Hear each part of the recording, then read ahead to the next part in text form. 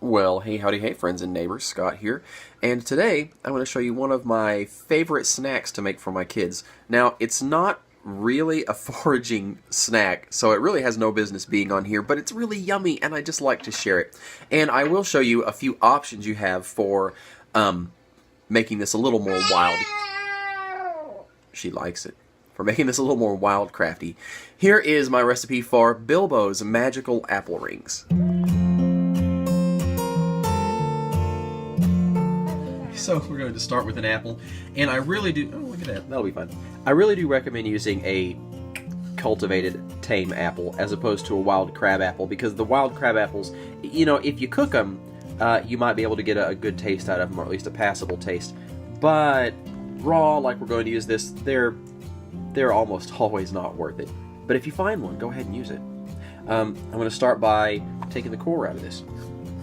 Nice. Make sure to compost this. You know, let's be nice to nature. This grew for us to eat, so let's give this back to nature rather than just putting it in a landfill where it never will. And next, we're going to slice this into rings. Chip, chip, chip, chip, chip. That's where the apple rings comes in. And here are our apple rings. This, of course, represents the magical ring that Bilbo uses to turn invisible in The Hobbit.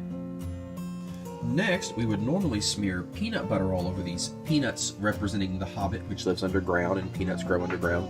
Today, though, I've spread sun butter, or sunflower butter, over it, because I'm making this to share with my little girl, and she doesn't work as well with peanuts. She's not really allergic, but they just don't quite agree with her. And we can say that the sun butter, the sunflowers, represent Bilbo's garden, or the beauty of the Shire. And our wild crafting alternative here would be to harvest wild sunflower seeds and make our own sun butter. And you guys, if you want to see that, why don't you remind me when we get into summer, when it gets to that time of year, and I can do a video on how to do that. It's not always real convenient, but we can do it. Yeah. Next, we'd like to add some sweetness. And so that would be sweetened coconut flakes. I'm chewing on a few right now. And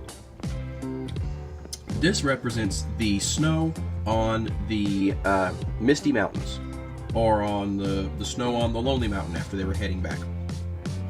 Now, if you live where coconuts grow, then you can do this yourself. There's your wild crafting, there's your wild crafting route right there. But for those of us in more temperate regions, might I suggest bringing in some sweetness with wild blackberries. I forget if it's in The Hobbit or maybe it's The Lord of the Ring that says that Bilbo likes to go blackberrying, and that would be a nice boost of sweetness that you could plunk down on these in place of the coconut flakes. Now I'm going to sprinkle on some pecan pieces. The pecans represent Mirkwood because in The Hobbit, nuts were the only wholesome food to be found in Mirkwood as they were traveling across it. Now the wildcrafting alternative to this is very easy. You can go wildcraft some pecans or hickory nuts or English walnuts or black walnuts, my favorite. So you can get all over that.